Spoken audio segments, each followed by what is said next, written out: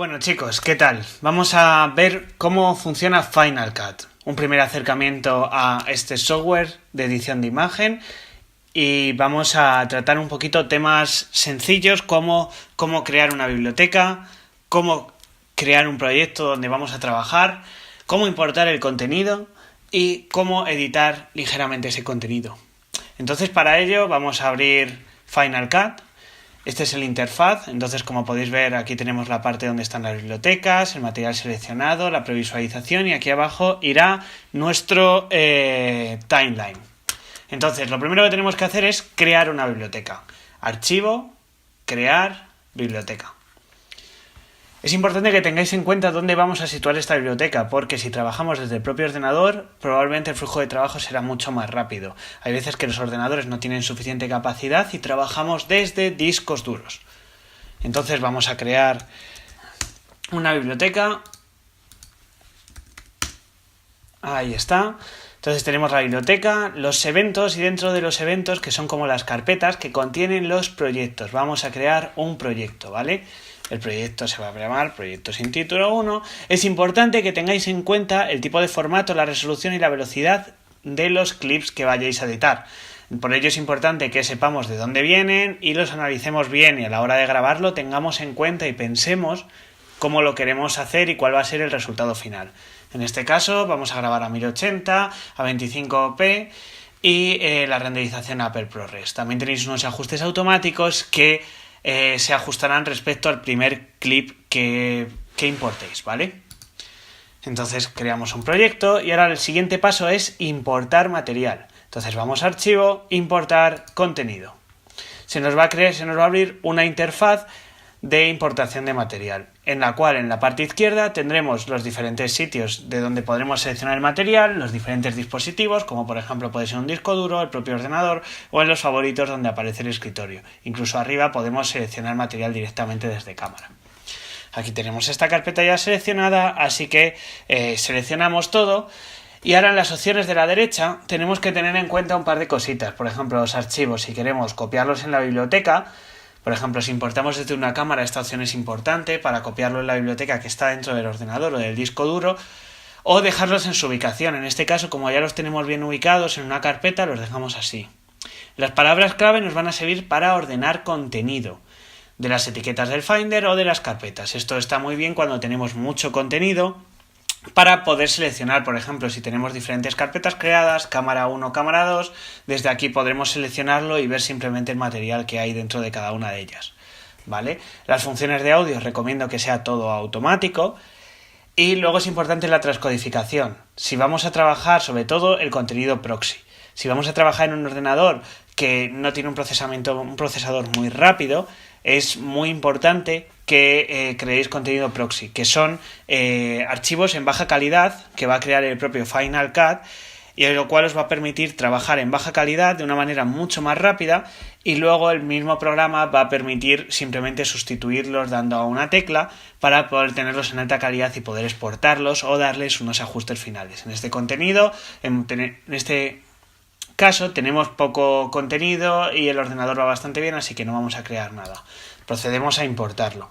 Una vez que lo importemos podemos ver que todos los archivos se encuentran en esta pantallita y que simplemente pasando el ratón por encima de ellos vamos a poder ver lo que tienen. Entonces ahora es importante que seleccionemos con la tecla B o con cortar el trim que aparece aquí, porque a la hora de seleccionarlos nos va a permitir, si movemos por encima del clip, que podamos verlo bien. Entonces, para seleccionar, podemos utilizar los atajos de teclado I y O. I equivaldría a inicio y O a final.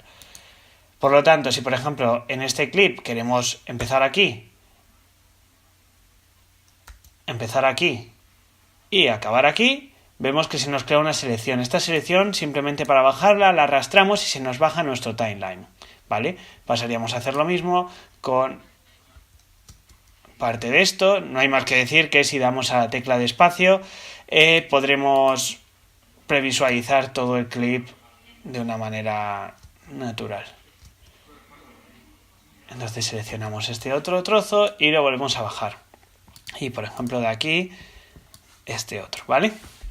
Entonces, ahora os voy a explicar lo que tenemos aquí.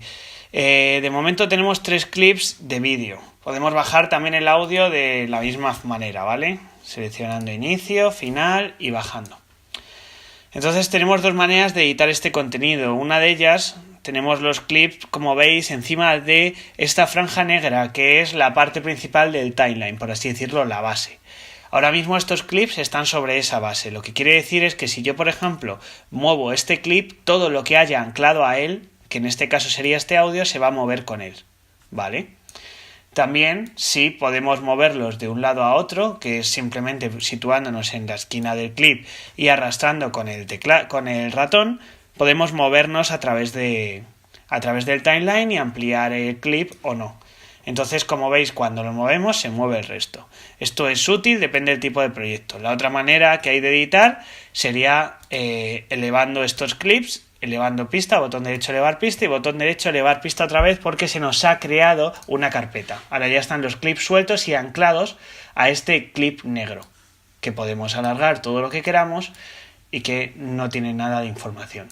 Esto nos va a permitir poder poner cada clip donde queramos y que el audio esté anclado donde quiera. Así evitamos posibles movimientos extraños o que no nos demos cuenta y tengamos algo anclado a un clip y se nos pueda ir.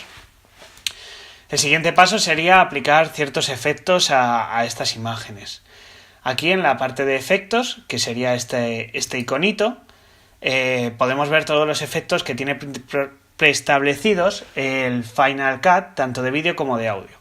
Entonces, simplemente poniéndonos encima de uno de ellos y pasando el ratón por encima, podemos ver cómo se aplica.